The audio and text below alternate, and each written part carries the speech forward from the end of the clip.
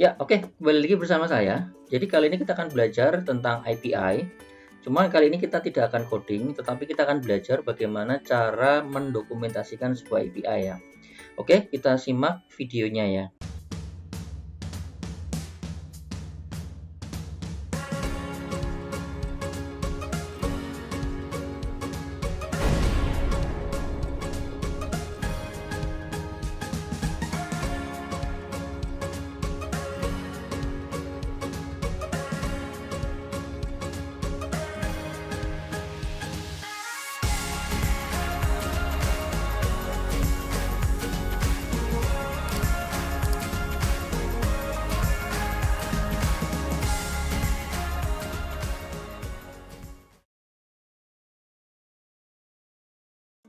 Ya, oke. Bagi Anda para pengembang API, kadang-kadang Anda perlu melakukan namanya dokumentasi ya. Jadi kalau Anda mungkin belum tahu apa itu dokumentasi, dokumentasi itu adalah proses untuk mencatat atau mendata atau membuat semacam manual ya, semacam manual bagaimana atau membuat semacam manual bagaimana tentang API itu. Ya, jadi API itu perlu dibuat atau perlu didokumentasikan agar para developer atau pengembang bisa tahu, misal contoh yang paling gampang ya, bisa tahu nama API-nya misalnya. Nanti nama API-nya kita sepakati dengan nama apa, misalnya apakah pegawai atau menggunakan kata depan get, misalnya get pegawai. Nah, itu harus disepakati dan didokumentasikan.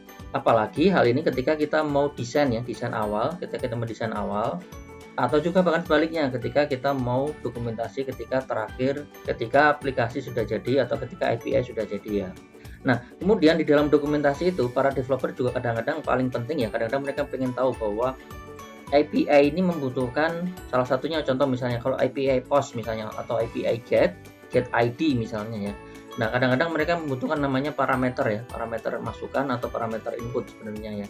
Jadi ketika ada parameter input, nah ini harus didefinisikan dan harus disepakati supaya nanti semua pengembang, ada dua bagian ya sebenarnya, ada bagian yang mengembangkan API, ada juga bagian yang mengkonsum atau menggunakan API. Nah, kadang-kadang bagian pengguna ini, saya nama API-nya apa, parameter masukannya apa, dan kemudian isinya apa sebenarnya ya, kurang lebih seperti itu ya.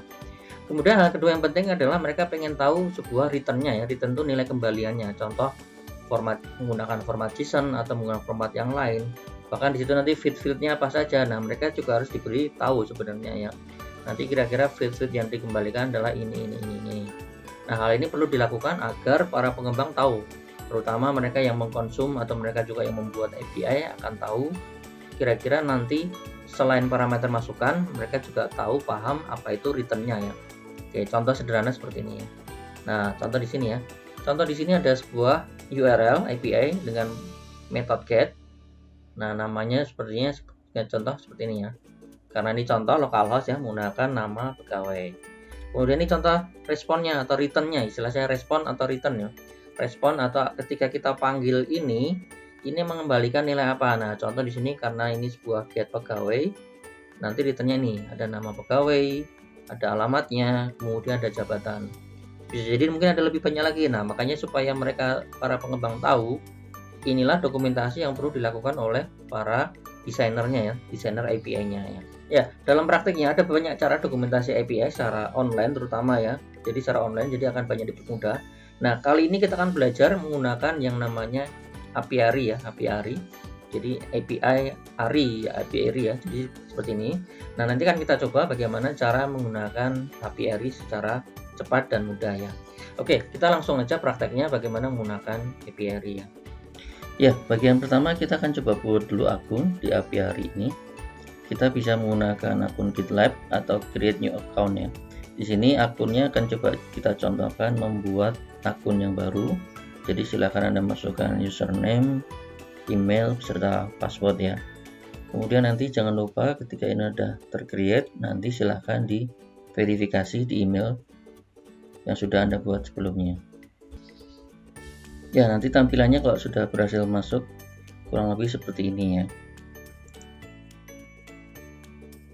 Langkah pertama, Anda bisa create new API project ya. Jadi di bagian paling atas,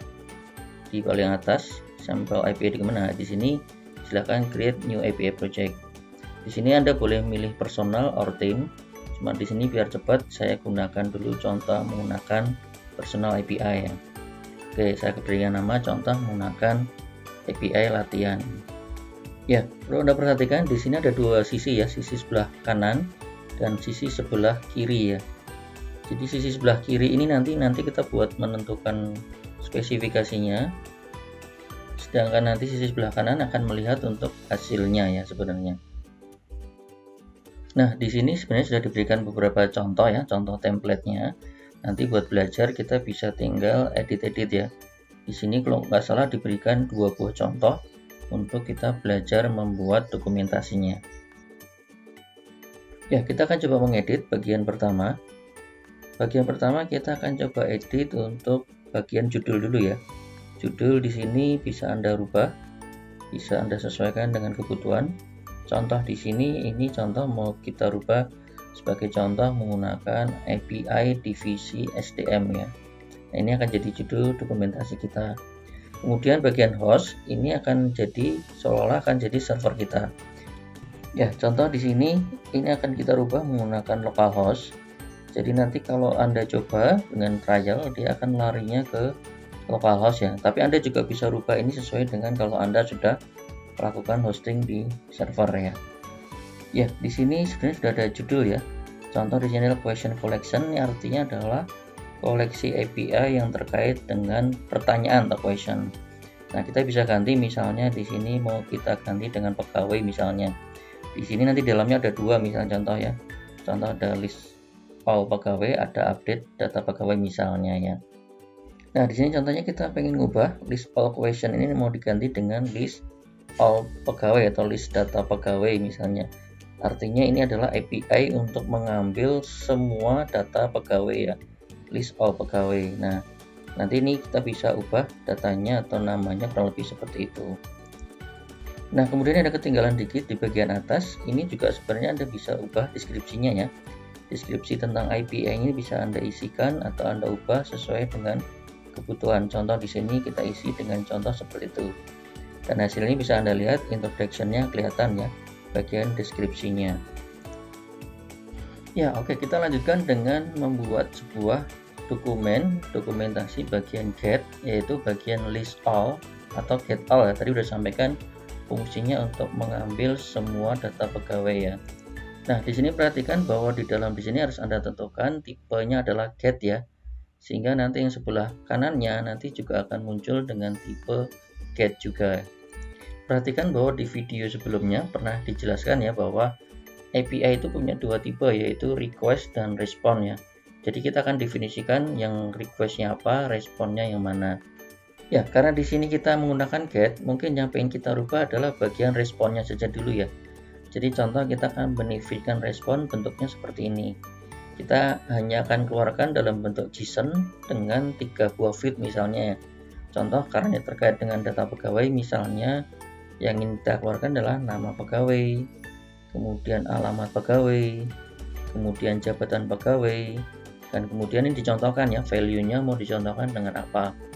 Oke, ada nama pegawai, ada alamat, kemudian ada jabatan. Nah, setelah berhasil kita lihat hasilnya di sebelah kanan. Nah, kurang lebih seperti ini ya. Contoh bentuk responnya kurang lebih sudah bentuk seperti JSON dan lengkap juga dengan informasinya. Ya, demikian contoh membuat API sederhana, sangat mudah bukan? Oke, sekarang kita lanjutkan bagaimana membuat dokumentasi API yang tipenya adalah post ya. Ya, jika di sebelumnya kita sudah berhasil membuat bagian get, kali ini kita akan coba membuat dengan post ya. Perhatikan bahwa di sini URL API masih sama dan kemudian tipenya adalah post. Namanya di sini adalah kita rubah, contoh misalnya menggunakan tambah data pegawai baru misalnya ya. Ya, perhatikan tipenya masih post ya. Kemudian di sini bisa Anda lihat hasilnya sudah berubah.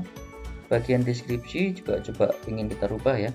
Contoh di sini misalnya pengen kita rubah menjadi fitur untuk menambahkan data pegawai yang baru misalnya.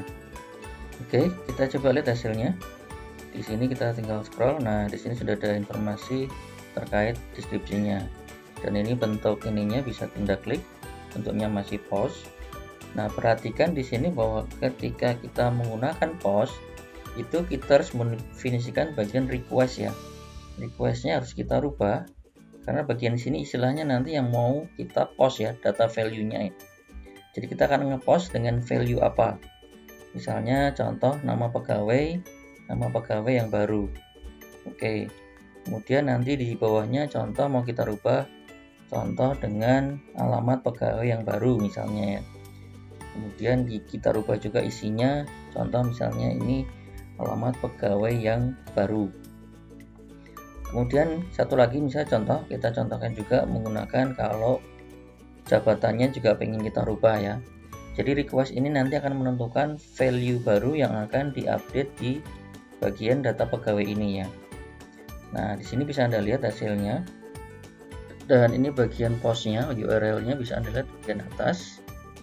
Kemudian bisa Anda lihat juga yang lain.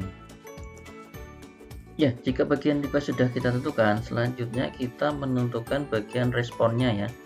Di sini responnya kita akan tulis di bagian bodinya ya. Bagian body, kita contohkan bahwa responnya kita buat sederhana dulu ya. Contoh di sini kita hapus dulu, ini contohnya. Di sini contohnya sudah ada, kita hapus.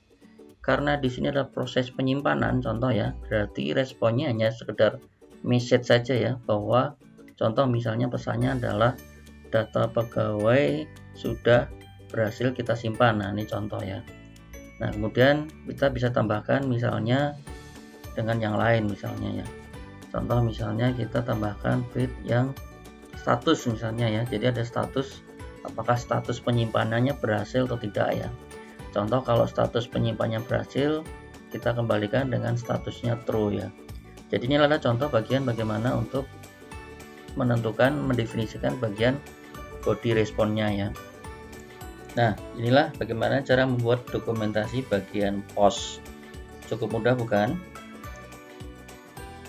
Nah, kemudian bagian ini kita akan menjelaskan bagaimana membuat dokumentasi API dengan get by ID ya.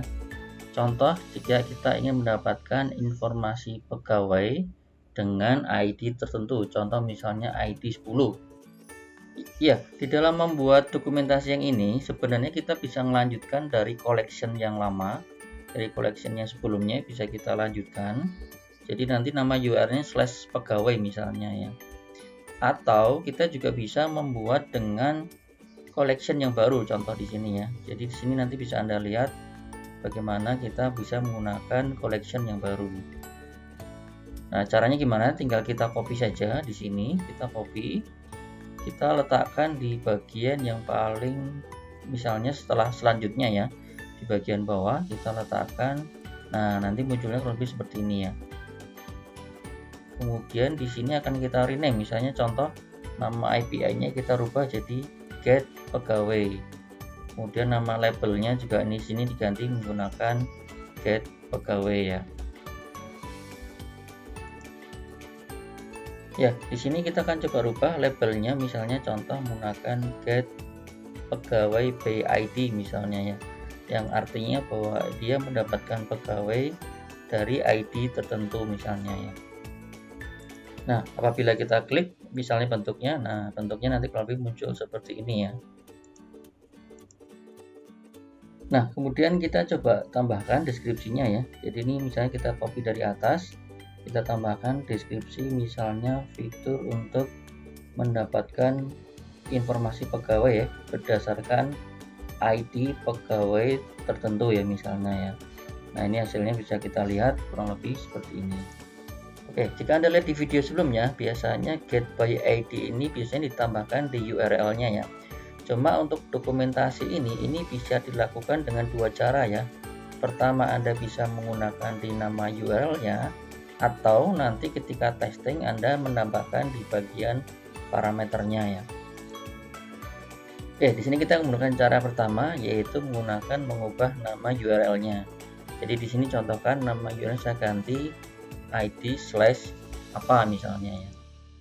Perhatikan bahwa karena ini tadi kita contohnya mengcopy dari get yang sebelumnya, ternyata responnya sudah kita buat juga ya.